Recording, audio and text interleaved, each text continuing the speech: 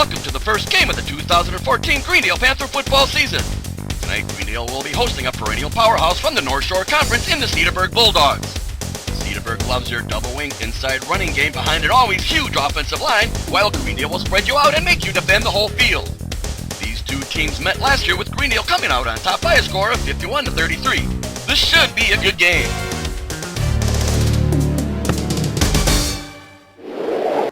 Cedarburg would kick first to start the game. After the kick went out of bounds, Greendale would start from their 35 by rule. On the second play from scrimmage, Panther quarterback Josh Ringelberg ended up throwing an interception to Cedarburg, who was then downed on her 37. The Bulldogs, led by returning senior quarterback Mike Kohika, would now take to the field.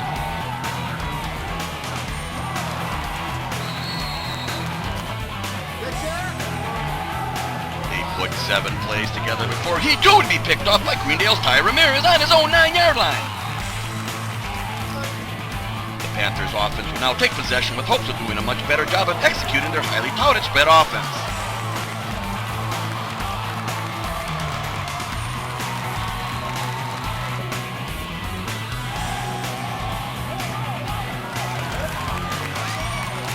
Plays later, they did just that as Ringelberg took it in on a quarterback sneak from 1 yard out for the game's first score. Senior kicker Josh Michael split the uprights, making the score 7-0 with 3:18 left in the first quarter of play. The Bulldogs would end up starting from their 39 after the ensuing kick. This time the much smaller Panther defense held strong, forcing Cedarburg to punt from Greendale's 45. That kick would reach the end zone, forcing Greendale to start from their 20.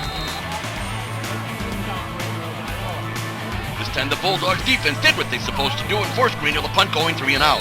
After the kick, the Dogs would start from their 40. They ran 3 plays, taking the game into the second quarter before Mahiko found Jonathan Stiver behind the Panther secondary for a 60-yard scoring strike. The snap was mishandled for the extra point, so Cedarburg would still find themselves behind by a score of 7-6 with 11:15 left in the first half. On the next possession, Ringelberg would have to set his offense up on his 20 after the kick.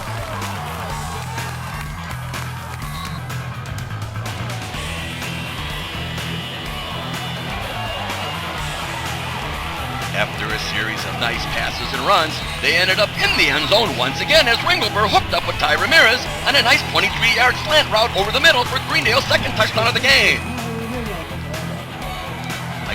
Kick, making the game 14-6 with 7:20 left in the half. After a modest return, the Bulldogs would be starting from their 23. They put their strong run game into motion and strung 17 plays together before turning the ball over on downs on Greendale's 5-yard line. With only 15 seconds left in the half, Ringelberg has took a knee to end the first half. Second half would take on a different tone as the Bulldogs would get the ball first. This kick reached the end zone, so Cedarburg would be starting from their 20. They went right back to what they were doing before the half with their running attack because they noticed the Panthers were struggling a bit. 11 plays later, Stiver would take it in off the left side from 10 yards out for a Bulldog touchdown. After botching their first extra point attempt, Cedarburg would have to go for 2 to get back to even. Stiver would take a handoff off left tackle and score the 2 points. This would tie the game up at 14 with 6:59 left in the third quarter. It was now the Panthers' turn to answer back. They would start this drive from their 27. They ran 7 plays, taking the ball all the way to the Bulldog 33 before turning the ball over and downs back to Cedarburg.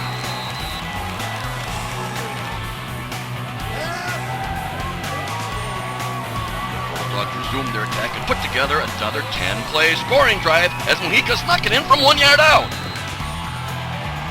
Gavin Stump's kick was true and Cedarburg has now scored 15 unanswered points to take the lead by a score of 21-14 with 8 seconds left in the third quarter.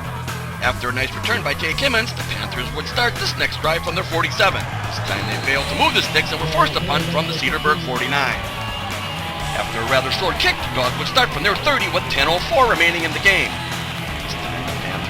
Stopped them on 5 plays and forced them to punt from the Bulldog 45.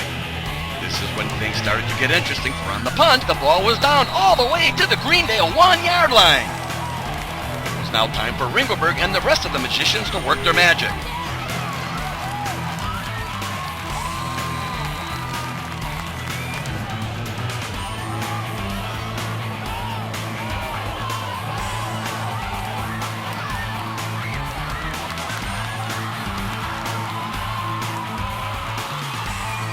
hold after a lot of crazy passes and run plays.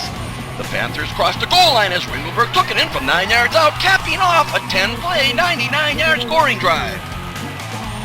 Michaels made the point after try, and the score was now tied at 21 with 3:25 left in the game.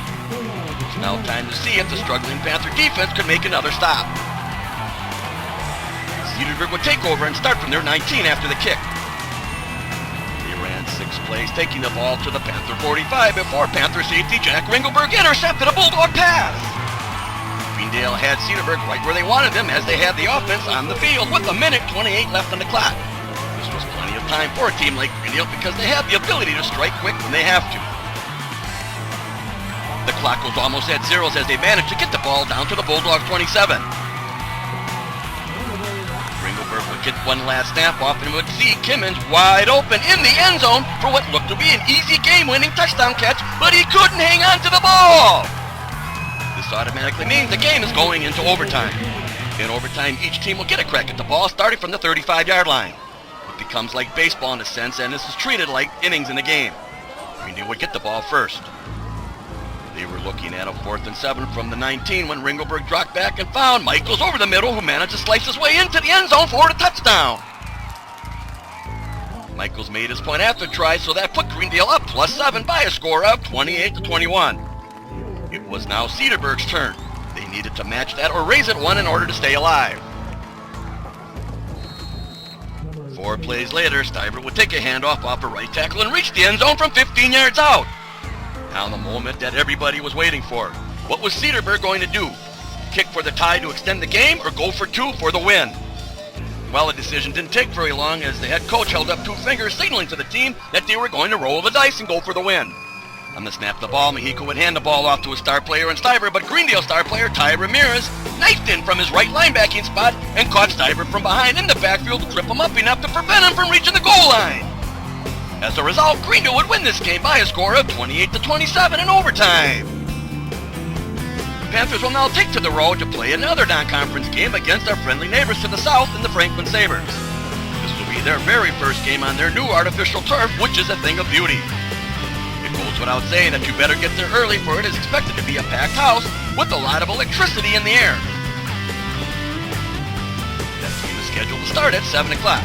Hope to see you all there. So long.